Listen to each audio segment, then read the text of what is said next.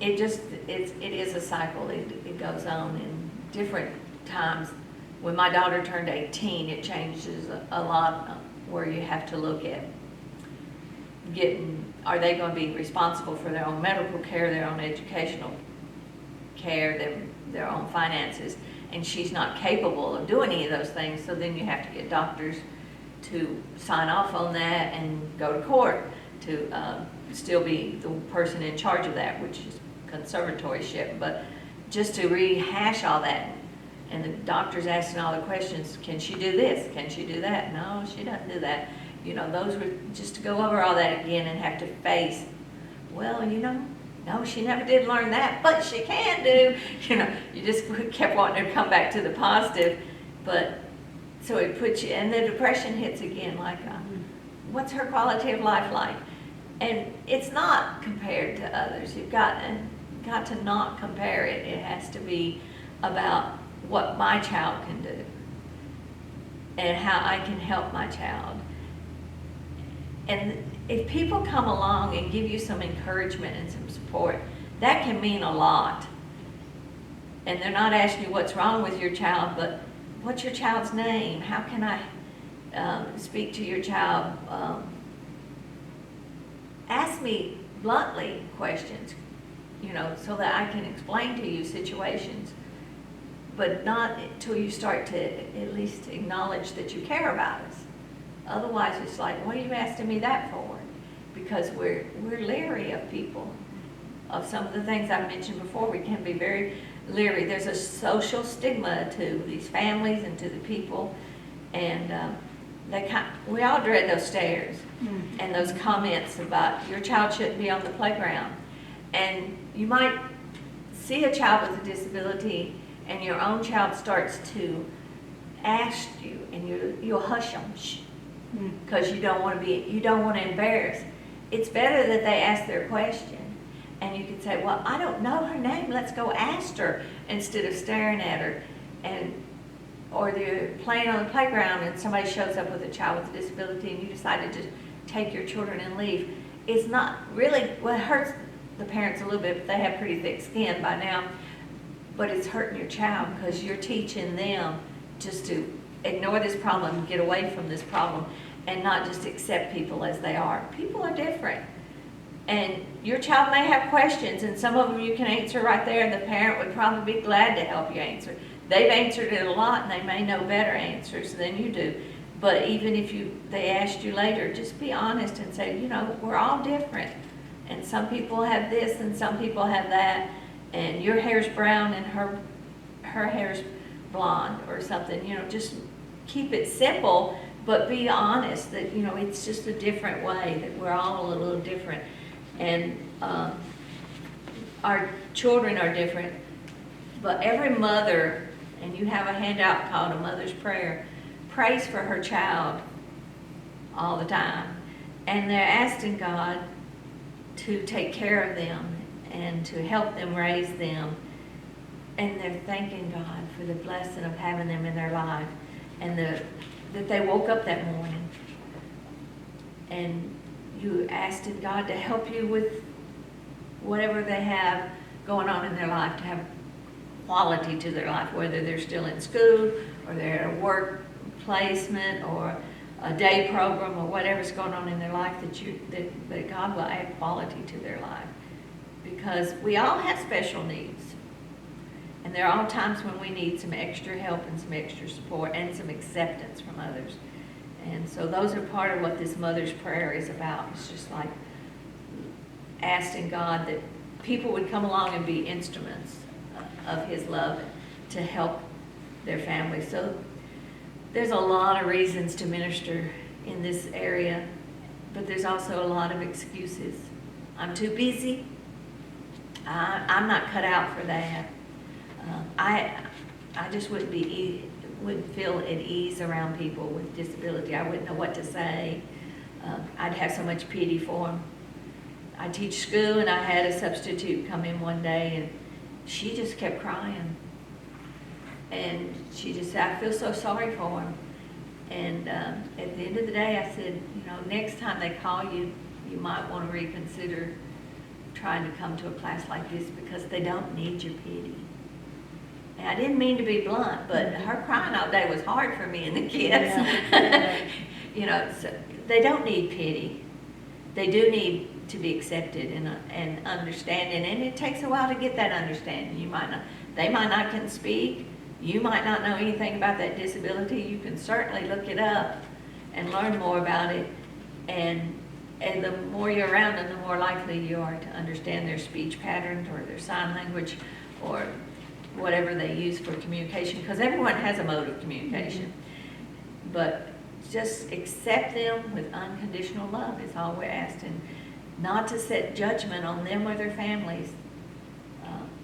If you remember the man in the Bible who was blind, and they asked Jesus, who sinned, this man or his parents? And Jesus said, neither. It's for the glory of God. That's true. We don't have to know why they're in this situation. Just accept them as they are and let God handle the rest. So there's a video I hope will play about Welcome to Holland. You also have all the words to it translated in your handouts. So the words are going to go across the screen if it plays. And it's just how a parent felt when they had a child born with a disability.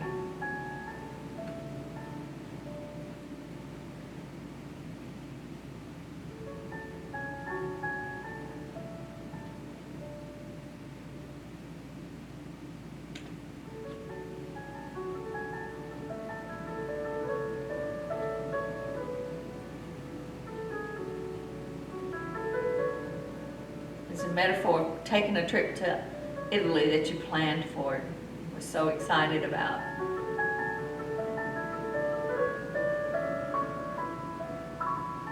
Spent 9 months getting ready for that trip.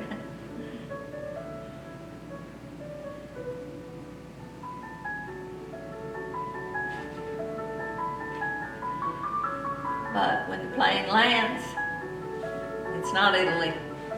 You've landed in Holland. There's no going back. That was the flight plan, or all the money you had, or whatever reason you can't go on to Italy in this scenario. It's not the same. It's not worse. It's just different.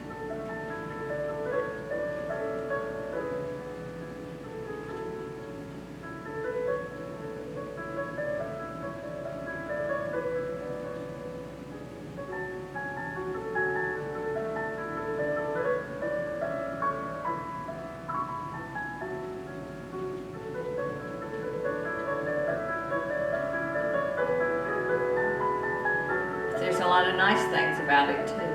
Holland does have windmills and tulips.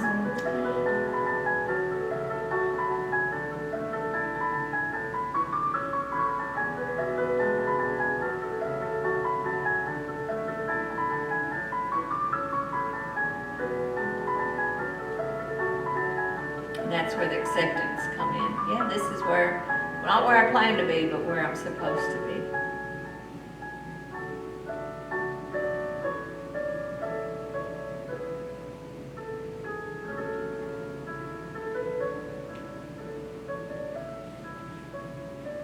And that was written by a woman who had a child with a disability, and there's her picture of her child.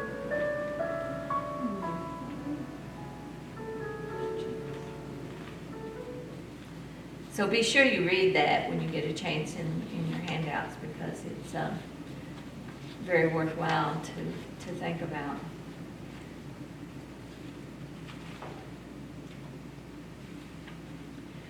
There's not an easy answer to how to help with disabilities. It's take the next right step. It might be that there's a home ministry sitting there and they need people to join it and help them. That's great. It might be, one person, one parent, one child, one adult with a disability. I met a man in Belarus who had a wonderful witness. He was in a wheelchair and he had been a beggar, and he had begged outside a store for years.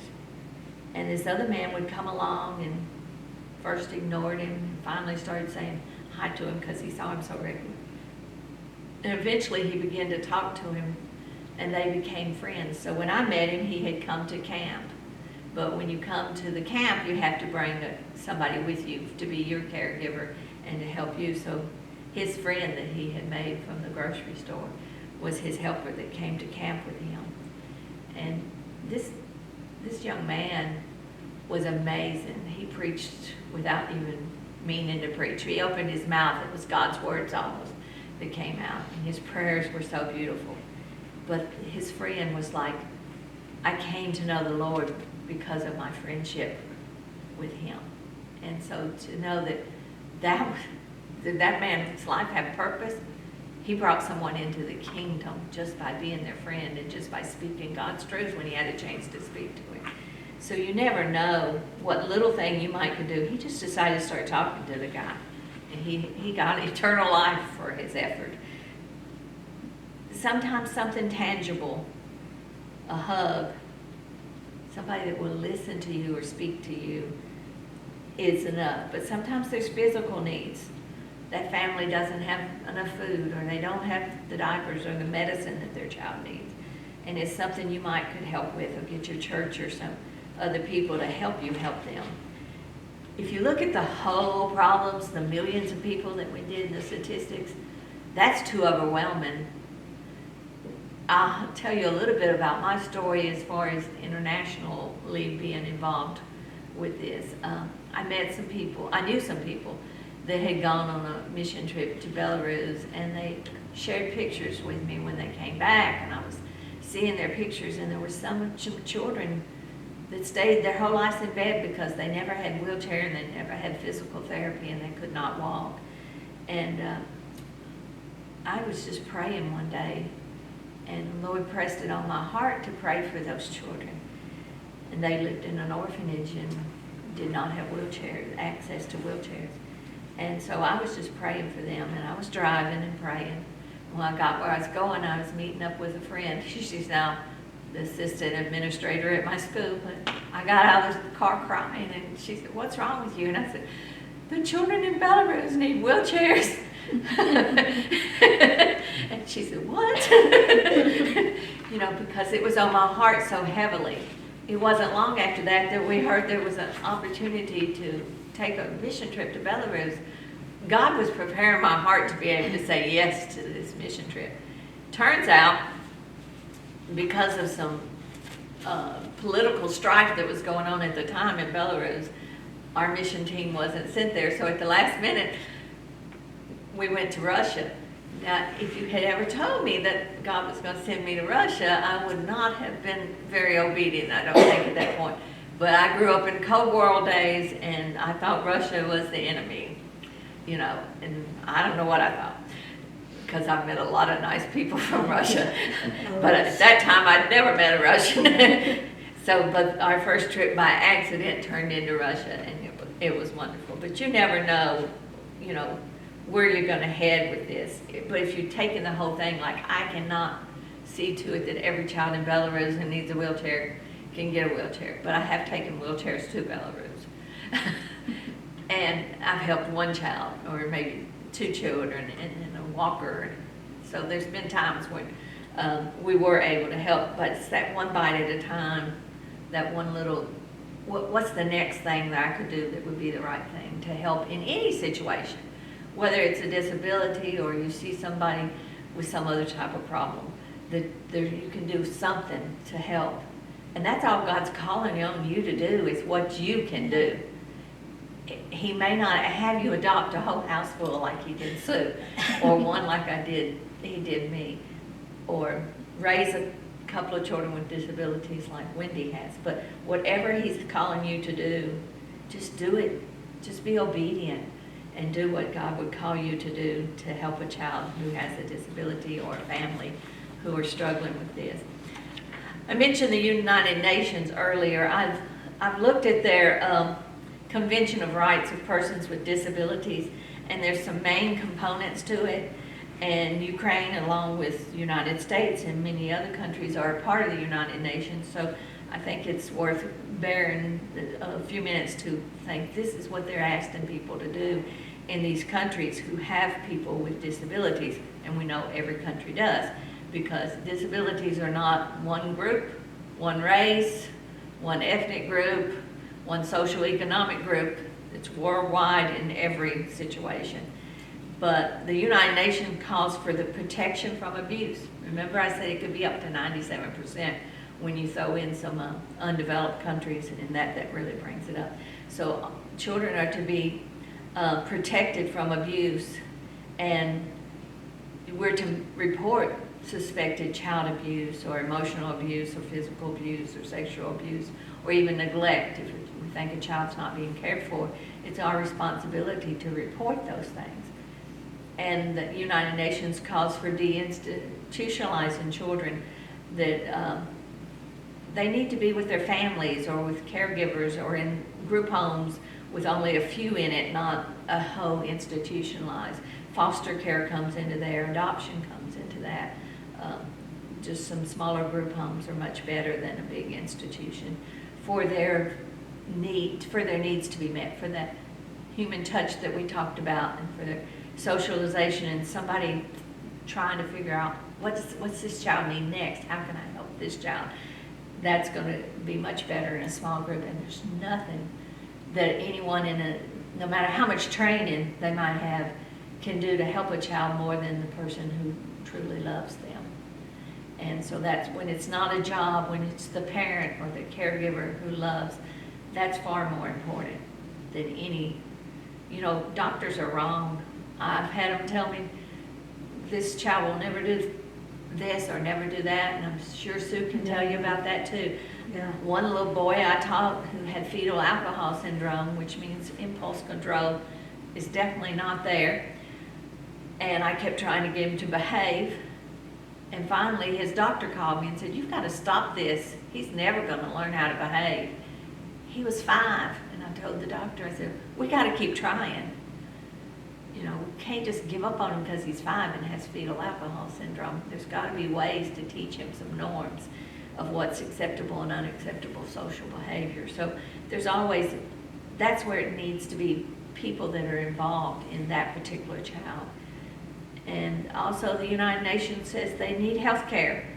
They need medical care, they need dental care, they need mental health care if that's where the situation might be. And they need education, and we're called to find ways to educate them. The push now is to include them in regular schools and in regular classrooms. And sometimes that works and sometimes it doesn't. We'll get into that further on. But yeah, also to be included in education. I would add spiritual education in there. The United Nations didn't, but we all have a soul. Yeah. And we're not all just safe when we have a disability. If you can learn about God, you can learn to love God or reject God. And so their spiritual needs need to be met as well. And that family needs support. They might need training in how to care for a medical need or something for their child, but they might need some financial help or the respite, which means a break, like she's mentioned. Let me go out to eat occasionally. Or that child may need some personal assistance to be able to do the things that they need to be doing. We were talking about that earlier at our breakfast today. Maybe my daughter's at a point where she needs somebody to help her during the night. Well, I get some sleep, that there's somebody there to care for her. So, those are things that United Nations is looking at and looking at countries for. What are you doing about the people in your country who have a disability? So it's something that needs to be talked about in the governments of your countries and your cities, by the mayor, by whoever's in charge. And some of the best people to talk to them are the parents. So parents often will organize themselves into parent groups that they can go out and speak on the behalf of their children. They have to become an advocate for their child. If they don't speak up and say, this is what I need my community to do for my child, then people don't realize. We talked earlier about the only 4% of this city in Kyiv is handicap accessible. Well, parents can push for that, and they can say, you want me to bring my child to the doctor but you have no elevator to get them to the 4th floor for the doctor's visit. And so, they can be the advocate to try to find, what else can we do? How can we make this work? And so I tell my parents, because when I teach school, I teach the little kindergartners and the first graders that are just starting out. And when I start to meet the parent and talk to the parent, I'm like, you have to be your child's advocate. You have to be the one that speaks up and tells the people in authority, this is what my child needs. Whether it's at the teacher level, the school level, the community, the district level, the community level, but they're not going to know, and they're not going to automatically say, well, in case anybody ever has this, maybe we should have that in place. It's not until the need is there that people rise to, well, how can we meet that need? So advocacy is another component to that parent. We're going to talk more about the parent, because there's so much that goes on with that parent, and it's not always a mother or a father. Sometimes it's a sibling or a grandparent. Whoever is the primary caregiver for that child is the one who has to advocate. Have you ever had to be an advocate for your child? Oh, yes. Tell us about it. He was struggling in English, and we came across a teacher that did not want to modify his writing. He can write, it's just that he doesn't space well enough, and it was jumbled. He did not want to accept it, so I went into mama bear mode, and we got it accomplished. They finally modified, and he was able to pass English on the 3rd time around, and he was able to get his high school diploma, because we fought so hard for him to stay in that English class and stay on the path of a regular diploma. How about you? Oh, yes, many times. But now that my children are out of school, I've had to deal with doctors. And I had, one of my daughters had hip surgery, and the doctor said she'd never walk again. And I said to myself, I'm going to do what I feel is best for for my daughter. So I took her to physical therapy, and with working with her, she was able to learn to take some steps again and to help with her quality of life, and that I don't have to lift her, and she doesn't have the struggles of being bedridden. So a lot of times with our society, we have to just look past they can't do that, and get them out of the box, and try and try and try. I know one of the times that I had to be an advocate for my daughter was, she's nonverbal, and when she got to high school, there was no one else in the school that needed a speech teacher, and she had been taking speech lessons, and her speech teacher had us buy a device.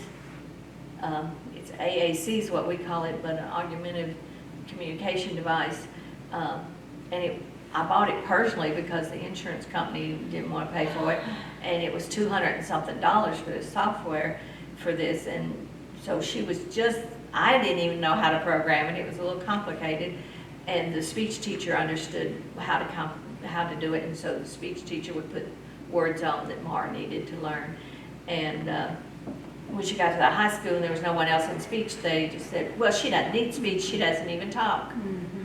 And so I had to stand up for and say, but she still needs to learn how to use this so that she will have a mode of communication that other people understand, because her major mode of communication was sign language, and some of it's American Sign Language that people that know sign language, which is a small percent of the people, can understand, but some of it was homemade signs that her and I and maybe a couple other people that know us real well might know. So she needed more than just that for communication. So I had to stand up for her right to be in speech class, even though she was a nonverbal child. Because even if you're nonverbal, it doesn't mean you don't have anything to say. Yeah, that's right. You want to get your point across. Right. She has a lot to say. Yeah. And she gets her point across too. Yeah, she does. There's a video that is in your materials, in your articles, called I call it Lacey and okay, the mother's name is Lacey and the son's name is Christian. And I'll tell you a little bit about it, but I want you to watch it. She had a child born with a disability that was pretty severe in the deformity of the face. It was cleft eyes and mouth, and so a little shocking to look at maybe at first, but she did a unique way of introducing her child to the world. And she did it by telling her story, and she did it on Facebook, and she wrote out little points about her story, about how she met her husband and how they got married, and then how they were going to have a baby, and they were so excited, and then the baby came, and how he was born with a disability, and then he's blind, and that she didn't know how to raise a blind child. And then as she keeps telling points of her story and who helped and how it progressed, at the very end of the video, she's holding him and rocking him, but she turns him around and lets you see his face. And you're not so shocked, because she's built up to, the story was there first. The acceptance of, look what this mother's going through, look what this child is going through. And I have more that we will add to it as we go on, that shows some things he's doing now as he's 5 or 6 years old, and reading Braille and playing the violin. And the other day he was playing hide and seek or something with his brother in the house, and they were running around having so much fun. Oh, tornadoes, they were playing tornadoes. Yes. Yes. And it was just so cute. It was so typical of a child that age, and what a big mess they were making in the living room as they whirled around like a tornado. But it was really cute to show that, he has a lot of joy and a lot of quality to his life. And who would have ever thought that if she had not introduced him in such a sweet way of letting people know, it's okay, I love him, he's my child, and here's what you need to know. But she found a way to tell the whole world by doing it on Facebook. It's an unusual way, but it's one way of helping. But any child who's born with a disability, I have another video I want to show you of a parent that has a daughter, and they were told how severe she was going to be, and they didn't even expect her to live. And when she was born, they were told just to hold her for a while, and that she would pass on, and she did. But they helped her, and they loved her from day one. And now there's some things that she can do. She still has a lot to go through medically, but they love her so much and are so grateful that not only was that opportunity to just hold her for a few hours, that they still have her, and they can still hold her, and they tell you about things she likes and things she doesn't like. And she has one of the chromosome disorders, and so there's several stories. If you get on YouTube and look up special books for special needs, you can find a video about just about any special need, and then a child being interviewed and his family being interviewed about what it's like to live with that disability. So there's some more examples that we hope to share as we go along, but those are some you might want to look at, and that would help you with that. Anything else, ladies, on this first lesson that you want to get covered? Just get out of your box and learn. I had a mentor tell me, learn to color outside the lines. Just be unique. Yes. Be unique. Be yourself. Take the next step. One step at a time. Not all the wheelchairs in Belarus. Thank you.